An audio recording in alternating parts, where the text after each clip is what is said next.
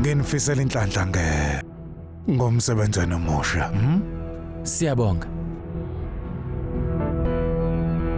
Visharup, ngisendele uhlu lwe-branch entsha njengamanje. Cha uPramod noVirat ngeke babe khona emhlanganweni namhlanje banezinye izinto okumele bazenze. Ngiyaqonda ukuthi umzuzu wokugcina kodwa ngicela ungithumelela ngizokwazi. Sezwana ngizokubona emhlanganweni. Baba, mawungena nkinga, nami ngicela ukuya lapha nemhlanganweni. Oh, ngiyabona. Awucabanga ukuthi kumqondo omuhle lokho Abiram? Awukwazi ukuthi ucela ukhisha ukuthi akusize.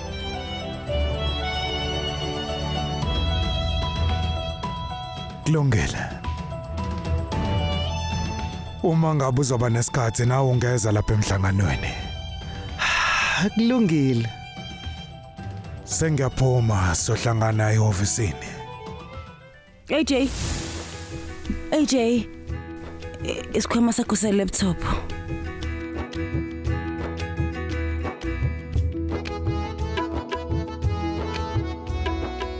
Ngiyabonga.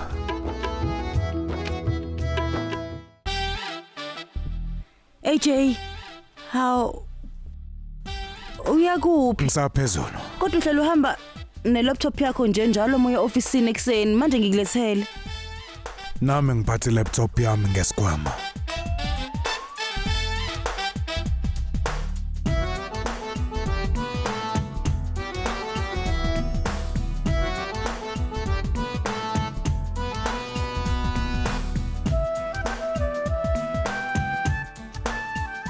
Kulungileke. Ngokuzayo ngizoqinisekisa ukuthi i-laptop isesikhwameni. Ngiyaqinisekisa uzokwazi ukuyenza. Kancane kancane nje wena kuzolunga, ungakhathazeki. Revati sheshisa bo. Ulili uyeza namhlanje kokuqala futhi ezobungaza iRaksha emva komshado wakhe. Yebo baba. Kanti no-AJ uma ngabe ezoza kuzofanele indlu ihlanzeke. Wow. Ngithemba amalungiselelo omshado aqala kahle. Hey Moyitha, silinqumane nosuku lomshado ungitshela.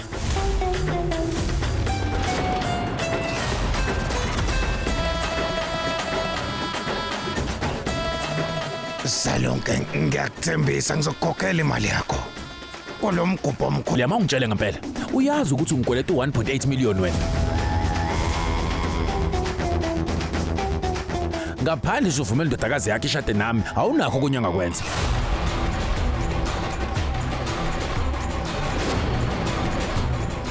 Ngenxa yakho konke lokho, ngikutshelile ngathi sithatha imali ku-AJ. Sikhokhela lesi silima lesi. Kodwa-ke awungilaleli inhlobo mina. Manje sokwenza njani? Ngitshele khuluma. Akukho kuningi okumele kwenziwe. Enza indodakazi yakho uthi ishade nami wena ungizwa kahle lento engishoyo. Uyabona uma wami lapha ekhaya kudale kulangazelela ukubona umakoti wakwakhe. Kanti angisakwazi ukumlindisa isikhathi eside nami. Thatha la, nawu uSarozo uqwa ngosuku lakho lomshado.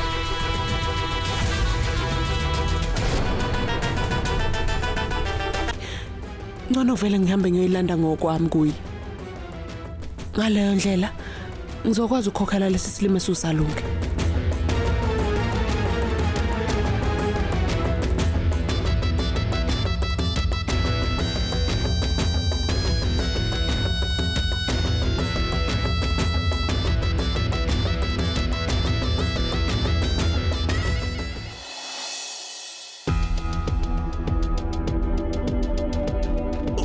Uxolo mnumzane, ukuthi nje ngiphuzile ngehora ukuthi ngitshengise uKishore umhlahlandlela wayo yonke lento esihlangene ngayo lana ingakho engahlangene. Vishwa, akunayo ingxoxo ngepresentation sezwana. Hayibo. Awu kwakuhle. Usho ukuthi uKishore lona ukhaliphile njenganawe mnumzane. Kisho. Lesi sigaba esilapha ngezansi kwequotation besingalungile. Ingakho nje ngishiya singabhaliwe, kodwa ngiyabona ukuthi uke wasilungisa. Kahle baba, ngikwenza ukuze ngeke kube khona ukudideka. Selokhu aqala ukusebenza ngokuyimela. Ngibona ushintsho oluhle la kuwena mfana wami. Ukuthatha indleko nokunakekela izinto akusiwona umsebenzi olula ukwenza. Ngiyayiqhenya ngawe.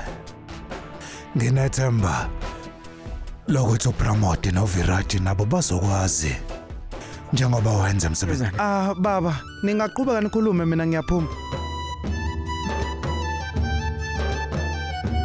Visho pakisha amakhela amabili aswidi. Sweet bokwenzani mnumzane? Sengihamba ngemhlanganweni manje kodwa ngendlela ngizohlula lapha kulila. Bengimane ngicabanga nje ukuma ukuze ngihlangane nabo.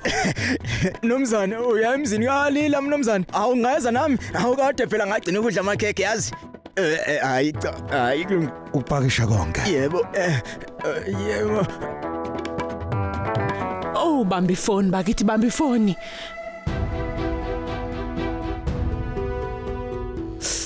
Ngathi sonke isikhathi makumele kwenzeke umsebenzi othile. Akekho bamba ifoni.